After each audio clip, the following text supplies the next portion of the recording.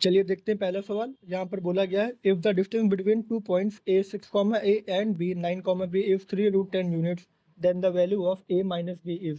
तो distance formula होता है हमारा √x2 माइनस x1 का whole square plus y2 minus y1 का होल स्क्वायर, वो बराबर होता है हमारा डिस्टेंस के। डिस्टेंस कितना दिया गया है 3√10 यूनिट, x2 माइनस x1 है हमारा 9 माइनस 6 यानी 3 का square plus a minus b का होल स्क्वायर।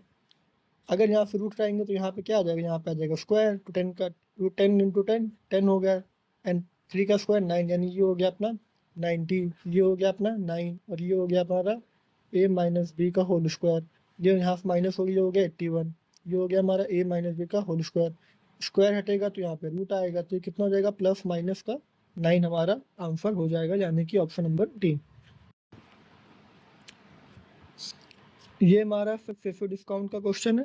यहाँ पर बोला है are retailer achieve 2 successful profits of 6 and 4%, यानी कि एक मैंने कोई सामान लिया और मैंने उसको 2 प्रॉफिट्स पर बेचा, एक 6% और एक 4% पर एक साथ बेचा, तो उसका टोटल प्राइस क्या हो जाना चाहिए था। तो वो होता है a plus b plus a into b upon 100। तो 6 + 4 हो गया हमारा 10 प्लस 6 हो गया 24 अपॉन 100, यानी कि हमने उसको बेचा है 10.24 के प्रॉफिट पे। यानी कि अगर हमने 100 का लिया था तो उसको हमने बेचा है 110.24 पे हमने उसको बेचा है, और 110.24 की वैल्यू दी गई है यहाँ पे 33072, क्योंकि यहाँ पे क्या लिखा है सेलिंग प्राइस, यानी कि ये वैल्यू है इसकी। तो अगर इसको हम डिवाइड करेंगे 3 से तो 4 3 जा 12, 3 2 जा 6 प्लस 1 7, 0 3 1 जा 3 3 1 जा 3।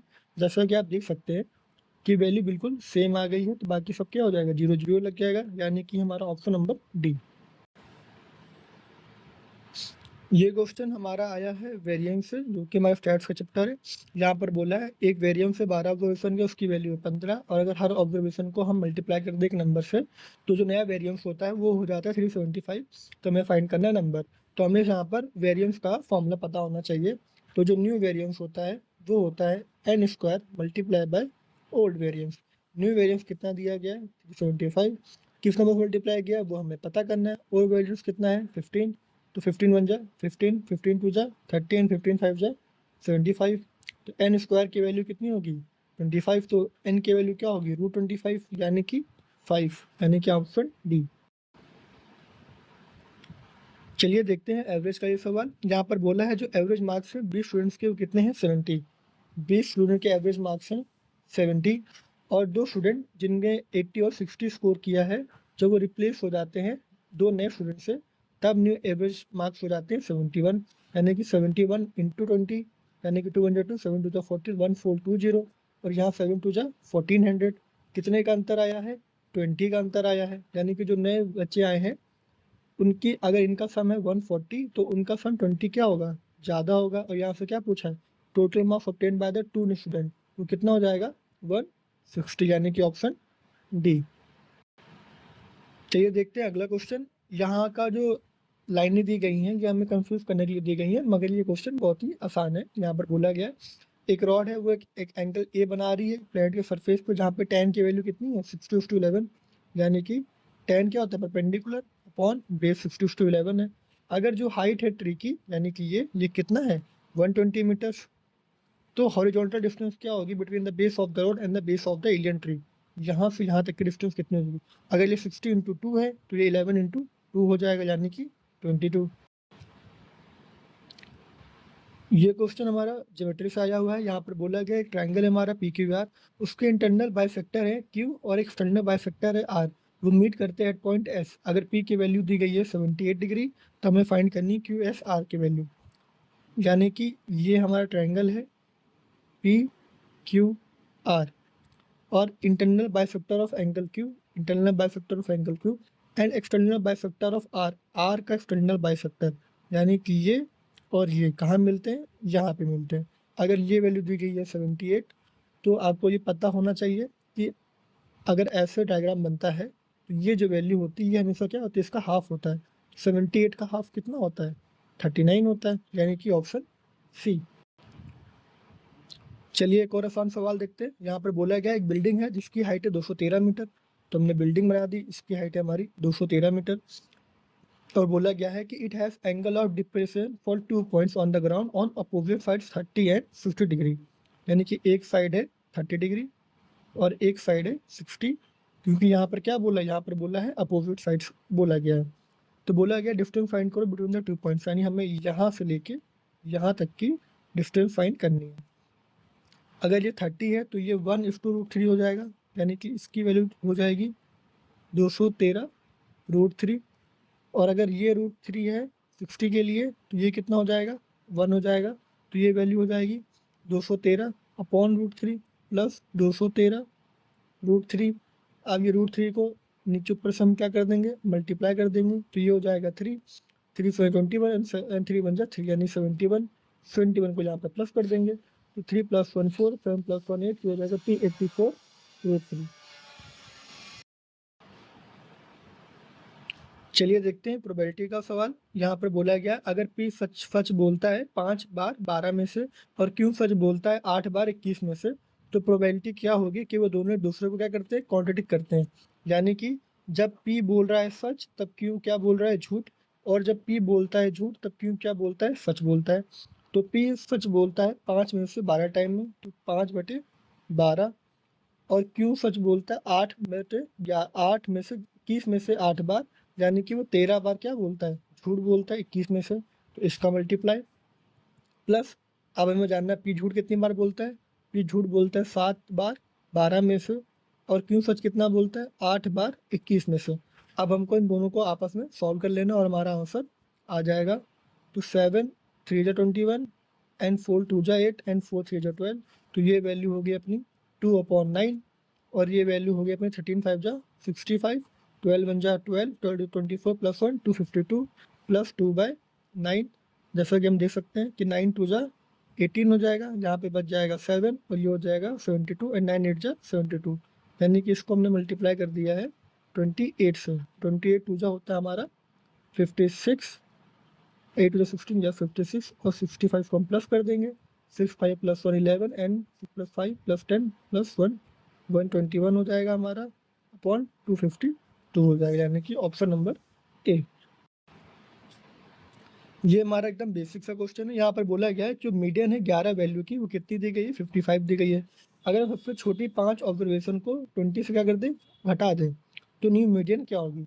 मीडियन होते हैं हमारा बीच का नंबर, तो अगर 11 नंबर दी गई हैं, यानी 1 2 3 4 5 6 7 8 9 10 11, तो मीडियन होगी हमारी बीच की वैल्यू, यानी कि 6, क्योंकि देखिए यहाँ से भी 5 और यहाँ से भी 5 है।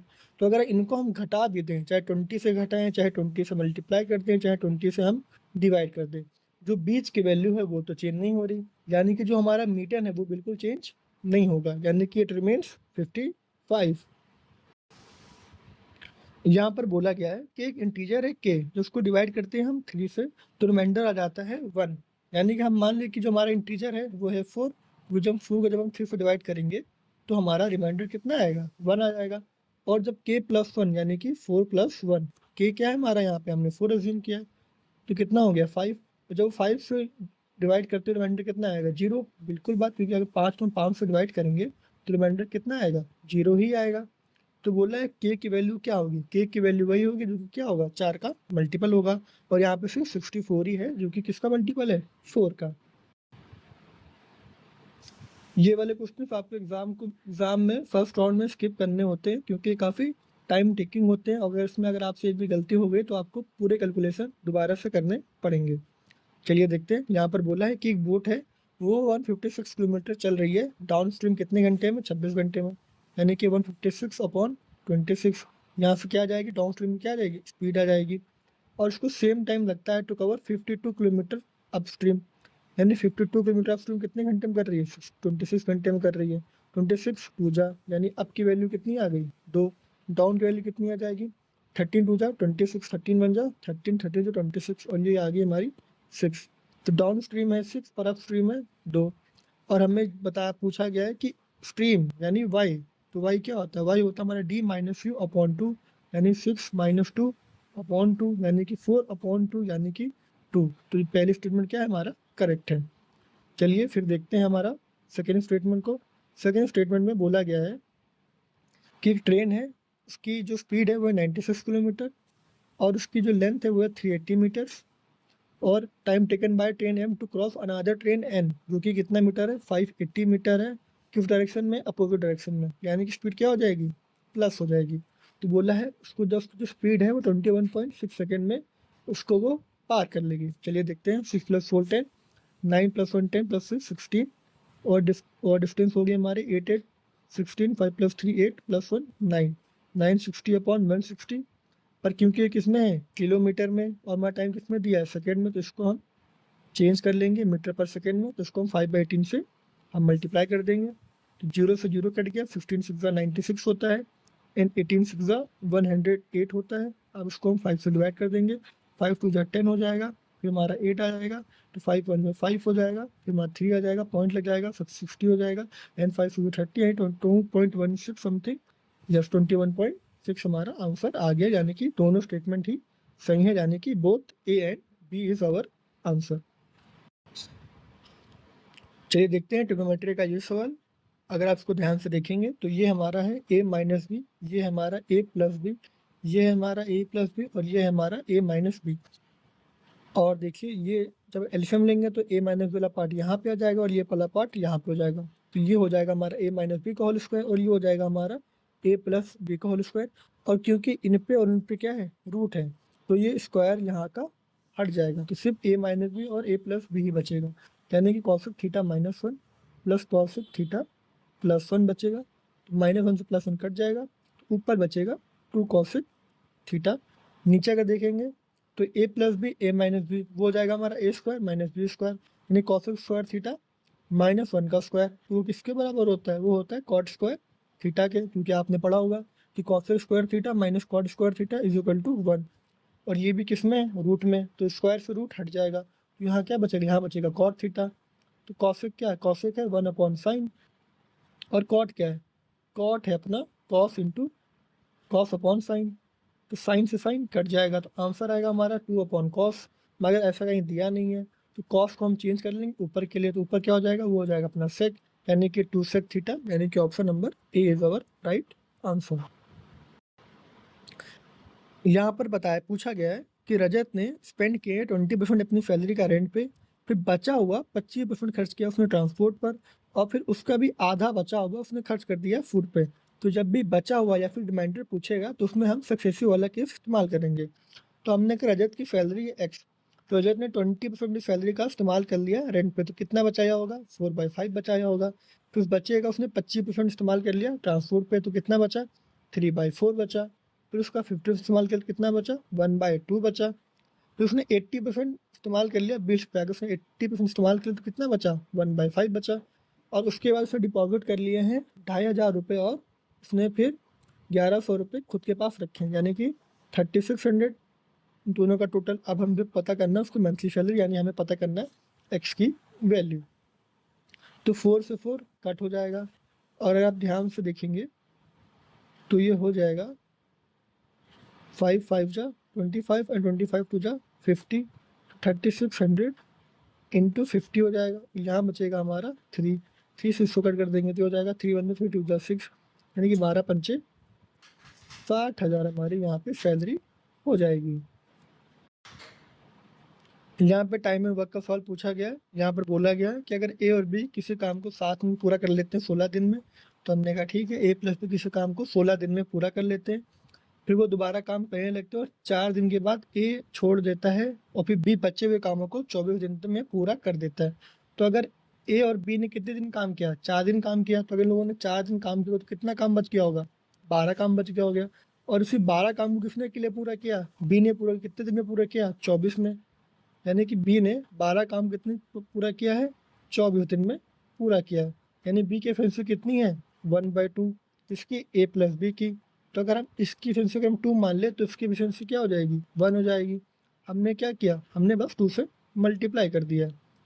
तो अगर ए + बी की वैल्यू कितनी है, एफिशिएंसी कितनी है 2, और बी की एफिशिएंसी कितनी है 1, तो ए की एफिशिएंसी कितनी हो जाएगी 1। तो हमसे पूछा गया कि कितने दिनों में बी अकेले पूरे काम को पूरा कर लेगा। तो 2 की एफिशिएंसी से उन्होंने कितना काम पूरा किया, तो 16, यानी कितना काम पूरा किया, 32 दिन। और बी उस एक की एफिशिएंसी से काम कितने दिन पूरा करेगा, 32 दिन में ही पूरा करेगा।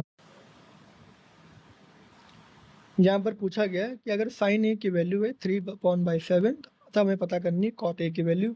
साइन ए होता है हमारा परपेंडिकुलर अपॉन हाइपोटेन्यूज 7 7 जा 49 एंड माइनस 3 का स्क्वायर 9 यानी कि नीचे जगह हमारा √40। तो बोला है कॉट ए की वैल्यू क्या आती है। कॉट ए होता है हमारा बेस अपॉन परपेंडिकुलर। तो √40 को हम क्या लिख सकते हैं, हम लिख सकते हैं 2 2 जा 4 इंटू 2 5 जा 10 यानी कि 2 इंटू √10 अपॉन 3 लिख सकते हैं। तो 2 √10 अपॉन 3 का है ऑप्शन नंबर सी। यहाँ पर पूछा गया है कि how much simple interest will be ₹36,000 earn in 32 months at 18% per annum. हमें बस सिंपल SI का फॉर्मूला लगा देना है जो कि होता है हमारा P into R into T upon 100। Principal है हमारा 36,000, रेट है हमारा 18/100 और टाइम है हमारा 32 मंथ। इसको हम 12 से डिवाइड कर देंगे ताकि हमको ईयर में आ जाए। अब हमें बस इसको सॉल्व करना है। तो इसको हमने काट दिया 6 2 जा 12 एंड 6 2 जा 18 एंड 2 16 जा। अब देखिए सबकी जो यूनिट डिजिट है वो अलग अलग है, तो हम बस यूनिट डिजिट को ही देख लेंगे। तो वो है हमारा 6 3 जा 18 यानी कि option number A is our answer.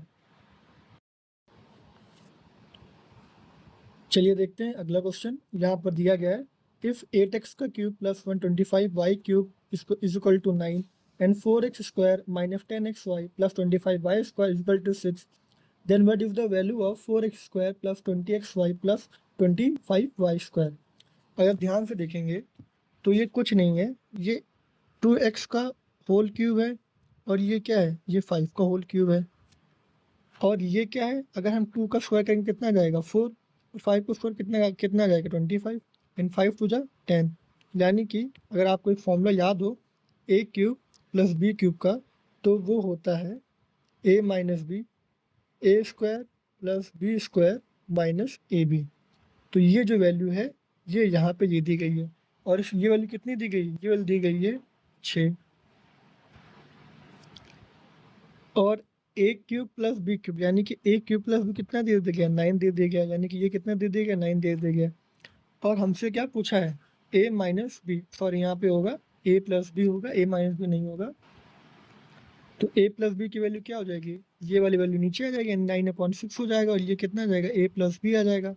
3 2 जा 6 एंड 3 3 जा 9 यानी कि 3/2 हो जाएगा हमारा a प्लस बी की वैल्यू आ गई हमारी 3/2। अब अगर ध्यान से आप देखेंगे तो ये क्या है, ये 2 का स्क्वायर है, ये क्या है, ये 5 का स्क्वायर है और ये क्या है, ये प्लस 2ab है। यानी कि हमसे इसने क्या पूछ लिया, इसने हमसे a प्लस बी का होल स्क्वायर पूछ लिया। तो a प्लस बी की वैल्यू कितनी है हमारी 3/2, तो उसका स्क्वायर क्या होगा 3 3 जा 9 2 2 जा 4, तो ये हो जाएगा हमारा 4 2 जा 8 कैरी आया 1 4 2 जा 8 एंड 4 5 जा 20 यानी 2.25 हमारा आंसर हो जाएगा यहाँ पे। चलिए देखते हैं अगला सवाल। यहाँ पर बोला गया है एक पर्सन है जो कि ट्रैवल कर रहा है A to B at the speed of 10, मतलब A भी उसने ट्रैवल किया 10 की स्पीड से, उसने ट्रैवल किया BC को 8 की स्पीड से और उसने ट्रैवल किया CD को 6 की स्पीड से। अब बोला है जो डिस्टेंस है A और B की वो डबल है डिस्टेंस किससे, B और C से। यानी अगर B और C की स्पीड है डिस्टेंस है x, तो A की B की डिस्टेंस कितनी हो जाएगी 2x। और यहाँ पर बोला है जो डिस्टेंस है बिटवीन C एंड D वो कितना हाफ है किसके, A और B के। तो अगर इसका डिस्टेंस अगर उसका हाफ है यानी वो कितना हो जाएगा 4x हो जाएगा। अब हमने उसने हमसे पूछी है average speed for the person for the whole journey. Average speed हमें पता करनी है, तो एवरेज स्पीड होती है total distance upon total time. Total distance हमारा कितना है 4 + 5 + 2 7x। और टाइम क्या होता है, टाइम होता है हमारा distance upon speed, speed equal to distance upon time. तो टाइम क्या हो जाएगा डिस्टेंस अपॉन स्पीड। तो ए का टाइम कितना हो गया, डिस्टेंस कितना है 2x, स्पीड कितनी है 10। बी के लिए कितना हो जाएगा x/8 और सी के लिए कितना हो जाएगा 4x/6। अब इसको हमको सॉल्व करना पड़ेगा। ये कितना हो जाएगा 1/5, ये कितना हो जाएगा 2/3। अब हमको 5 8 और 3 का एलसीएम लेना पड़ेगा जो कि हमारा हो जाएगा 120, क्योंकि 8 5 जा 40 एंड 43 जा 120। तो एलसीएम हो गया हमारा 120। अब 5 कितने जब 120 होता है, 5 2 जा 10 एंड 5 4 जा 20 यानी कि 24। और 8 कितने 20 होता है, 8 1 जा 8 एंड 8 5 जा 40, 8 1 जा 8 एंड 8 5 जा 40 यानी कि 15 बार। और 3 कितने बार 120 हो जाएगा, 3 4 जा यानी 40 टाइम्स एंड 42 जा 80। तो अब इसकी वैल्यू हो जाएगी 80 प्लस 24, 80 24 104 प्लस 15, 104 प्लस 15 119 अपॉन 120 हो जाएगा हमारा टोटल टाइम। तो हम इसको एवरेज स्पीड में फिल कर देंगे, जो कि total distance upon total time, यानी कि 7x जो कि हमारा टोटल डिस्टेंस है, हमारा टाइम कितना है 119x इंटू 120। तो x से x जाएगा कट एंड 7 बन जा 7, कैरी आया 449 एंड 7 7 जा 49 यानी कि 120 अपॉन 17। और 120 अपॉन 17 को जब डिवाइड करेंगे तो हमारी वैल्यू आएगी 17 बन जा 17 और कैरी कितना आ जाएगा 3। नहीं, इसको ऐसे नहीं करेंगे, इसको करेंगे हम 17 और ये कितना है हमारा है 120, तो वो हो जाएगा हमारा 17 5 जा 85, 17 6 72 एंड 17 7 जा 77 7 जा 49 कैरी ऑन 77 प्लस 1 1 9 तो एंटर आया 1 यानी कि 17 1/7 नहीं 7 1/17 यानी कि ऑप्शन नंबर बी। ये क्वेश्चन हमारा रेशियो प्रोपोर्शन से आया है। यहाँ पर बोला है on selling in article for 354.50, जो हमें गेन होता है वो 50% ज़्यादा होता है देन द लॉस। कितने बेचने पे, 316 पे बेचने पे। यानी अगर एक आर्टिकल है 316 और ये है हमारा 354.0, बीच में कहीं इसका होगा हमारा कॉस्ट प्राइस। तो कॉस्ट प्राइस ज़्यादा बेचेंगे तो हमें होगा प्रॉफिट, जब कम पे बेचेंगे हमें होगा लॉस।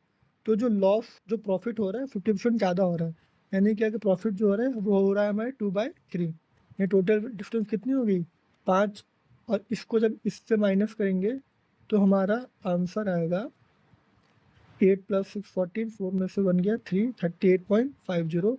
5 को हम से हम कट कर देंगे, 5 7 जो 35, कैरी आया 3 एंड देन 5 7 जा 35, फिर आया 0 यानी कि एक की वैल्यू है हमारी 7.70। और हमें पता करना है कॉस्ट प्राइस, तो 2 से मल्टीप्लाई कर देंगे, 7 2 जा 14 प्लस 1 15 यानी कि 15.4 इसमें हम ऐड कर देंगे। तो हमारा ये वैल्यू आ जाएगी 6 + 5 11, 1 1 + 1 + 2 3 हो जाएगा 331.4। ये हमारी होगी हमारी कॉस्ट प्राइस।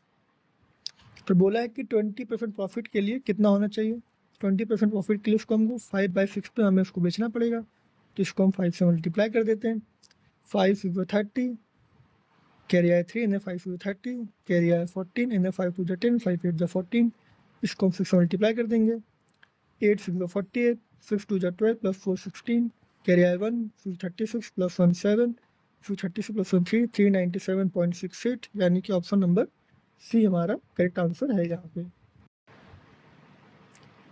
चलिए देखते हैं एक आसान सा सवाल। यहाँ पर दिया गया है 8m + 5n और यहाँ दिया 8m - 5n, यानी कि a + b और ये है हमारा a - b।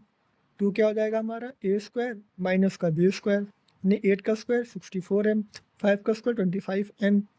अब ध्यान से देखिए ये जो वैल्यू आई है और ये जो वैल्यू आई ये भी क्या है, ये है a + b और ये क्या है a - b।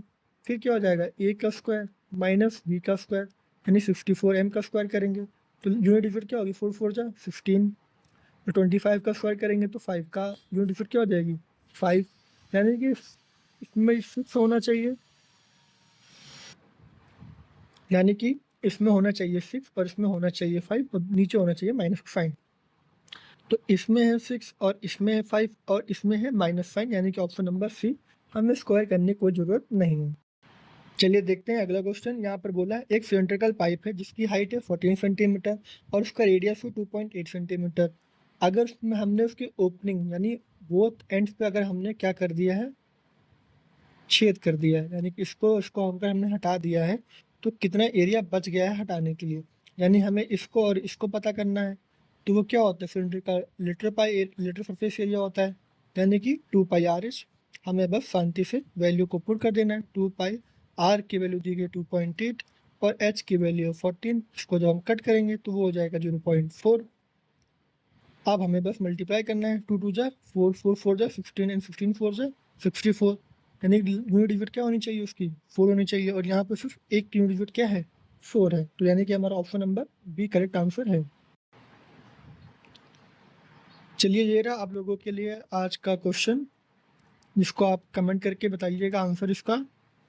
और thank you for watching the video. अगर आपको कुछ सजेशन देना हो तो आप दे दीजिएगा। अगर आपको लग रहा है कि मैं सॉल्यूशन बहुत तेज़ी में करा रहा हूँ तो आप बता दीजिएगा, मैं अगली बार से सॉल्यूशन को थोड़ा स्लो स्लो करके बताऊँगा। या फिर अगर आपको लग रहा है कि पेस सही है तो आप बताइएगा, मैं इसी पेस में आंसर्स को कंटिन्यू करूँगा। Thank you so much for watching the video. May God bless you.